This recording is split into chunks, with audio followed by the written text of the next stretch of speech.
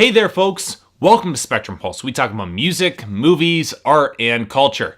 And today we're going to be talking about the new album from Parmalee, titled Feels Like Carolina. Now, I'm starting to think that bro country, that whole trend, it might be actually starting to recede a little bit. Yes, if you go looking at the charts right now, you'll find Florida Georgia Line and Luke Bryan at the very top, but their particular songs on that list, they aren't in the meat-headed checklist variety that were inescapable throughout the summer and fall of this year. Hell, Keith Urban and Miranda Lambert managed to have their lukewarm ballad, We Were Us, wrestle control the top spot for about 3 weeks on the country charts, so maybe times are changing. I can only hope that they are. But then again, maybe I'm just being optimistic, because there is plenty of bro country still on the charts right now as we speak, which takes us to one of the somewhat mixed blessings that comes with trends like this: the chance for new acts, or even struggling older acts, to break through into the mainstream by jumping onto these trends. Now this takes us to the band that we're going to be talking about right now, Parmalee. Now, they've been around since the early 2000s, but they've had a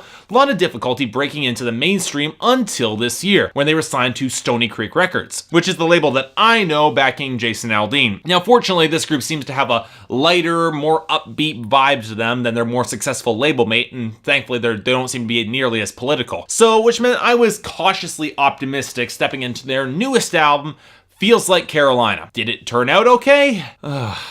No. Not really. Let's make this clear, guys. Parmalee's Feels Like Carolina is only an album that you should get if you've already heard every single other bro country album this year and for some reason still want more, because this album brings nothing to the table that you haven't already heard a dozen times or more so far this year. I'm not surprised that the label opted to drop this album in December, because if this album had been released in, let's say, midsummer or the fall, nobody would have even noticed it existed. So, okay, look, let me make this clear. This album is not bad. In fact, it avoids some of the tropes that can make bro country kind of a pain at points. The instrumentation, for instance, is almost entirely all organic, and the few moments of electronica that do sneak in and some more of the flashier production, they're not easy to spot and they can mostly be ignored. And while the production has sanded back most of the edges or presence in most of the guitars, it's something that would really aggravate you or annoy you. In fact, if I've got a point of praise for this band, it's the fact that this album is more in line with the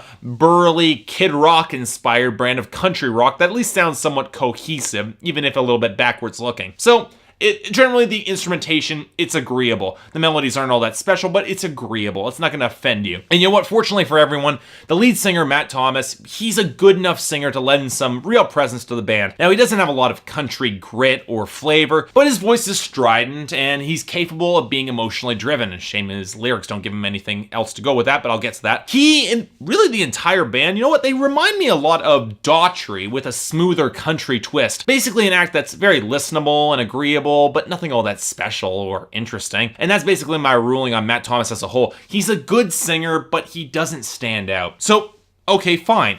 What about the lyrics or the theme? Well, what about them? This is arguably the point where I'd say the album could have had some sort of variety, but you know what? That doesn't happen. Instead, we just get a collection of songs that would only pass as filler on any better bro country album that was released this year, let's say by Billy Currington or Chris Young or Jake Owen. And none of these songs have enough flavor or explore a single idea that hasn't already been done before in a more unique way. Hell, I'm fairly certain they appropriated chunks of Sure Be Cool If You Did by Blake Shelton for their song Close Your Eyes. The similarities, kind of jarring. If I were to tentatively point out to an album highlight, I guess it would be Back in the Day, a retrospective song like looking back on their past and their old hometown. But even that only rises to pretty good in my eyes. And that song isn't excusing dross like Must Have Had a Good Time, which is the spawn of This Afternoon by Nickelback and Last Friday Night by Katy Perry, and not nearly as fun as either of those two songs. Or take the song Day Drinking, a song that really does sound like third-rate, laid-back Kenny Chesney. Now, the one thing I'll say for this is that the album's lyrics and theme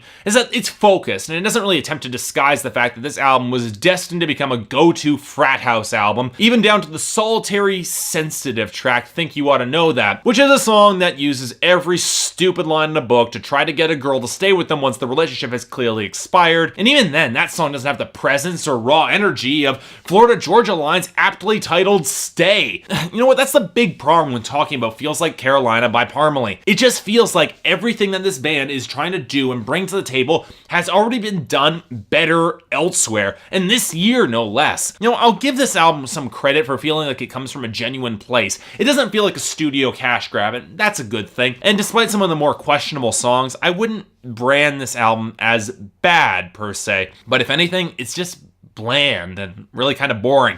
The sort of material that gets popular at the tail end of a trend that's already winding down. They're just looking to make a short cash grab to just hop on and maybe get some of the leftover popularity. And while it does suck that this was Parmalee's big break into mainstream success and they're likely not going to have much more of it, there's very little here that got me all that interested. Even Jake Owen's Days of Gold, an album that played in the same field with arguably sillier or stupider lyrics and worse production, just had more charisma, variety, and presence than Feels Like Carolina does. So yeah, this record, 5 out of 10 from me, and a recommendation only if you've heard everything else in this trend. But in that case, you've already heard it done better elsewhere. Skip this album. So yeah, thanks a lot for watching. I know, negative review, but they happen.